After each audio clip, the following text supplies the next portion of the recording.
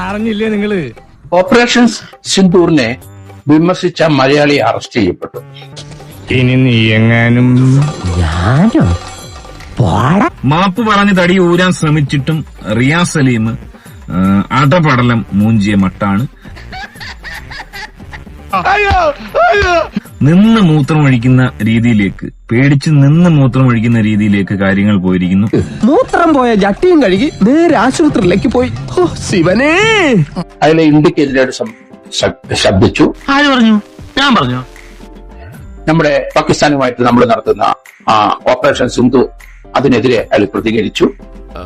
അതന്നത്തെ ചോരത്തിളപ്പിന് ഇപ്പൊ എന്ത് ചോര തണുത്തു പോയാ? ഓപ്പറേഷൻ സിന്ധുവിനെതിരായിട്ടുള്ള കമന്റാണ്. തീർച്ചയായിട്ടും രാജ്യദ്രോഹത്തിന്റെ പരിധിയിൽ വരും. അയ്യോ അതെന്ത്? നിന്റെ കയ്യിലിരിപ്പതായിരുന്നല്ലോ. ഇന്ത്യൻ പീനൽ കോഡിലെ 153, 54 വകുപ്പുകളൊക്കെ ഇതിനകത്ത് വന്നാൽ ഡെത്ത് പെനാൽറ്റി അല്ലെങ്കിൽ ലൈഫ് ഇംപ്രസ്മെന്റ് കൊടുക്കാം.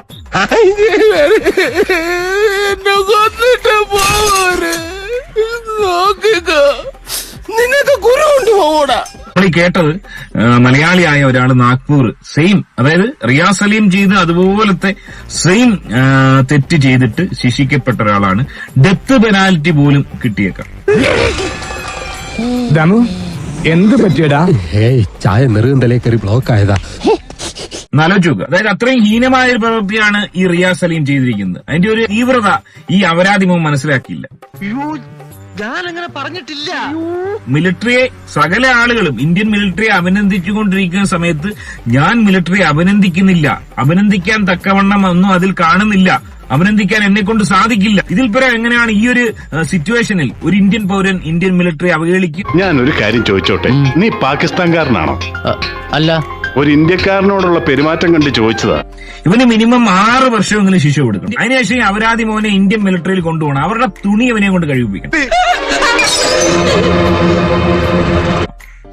അവരുടെ ചേടുവല ഇവനെ കൊണ്ട് എടുപ്പിച്ചിട്ട് ഇന്ത്യൻ മിലിറ്ററി എന്താണെന്ന് ഈ നാർക്കി കാണിച്ചു കൊടുക്കും. അതിനേക്കാൾ നല്ലത് എന്റെ ശവം എടുക്കണതല്ലേ. അല്ലാതെ ഈ ഹോട്ടലുകളിൽ റൂമിൽ കയറി ഇരുന്നിട്ട് ലിപ്സ്റ്റിക് അടിക്കലും പുട്ടിയടിക്കലും അല്ല മിലിറ്ററി എന്നുള്ള കാര്യം അവന് ബോധ്യപ്പെടുത്തി കൊടുക്കുക.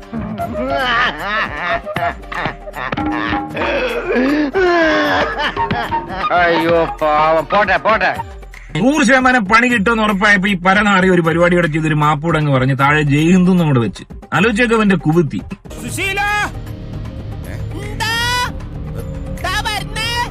എല്ലാരും വിളിച്ചു. അങ്ങനെ ഒന്നും ഞാനും ആലോചിക്കാതിരുന്നില്ല. അപ്പൊ എല്ലാം പറഞ്ഞ പോലെ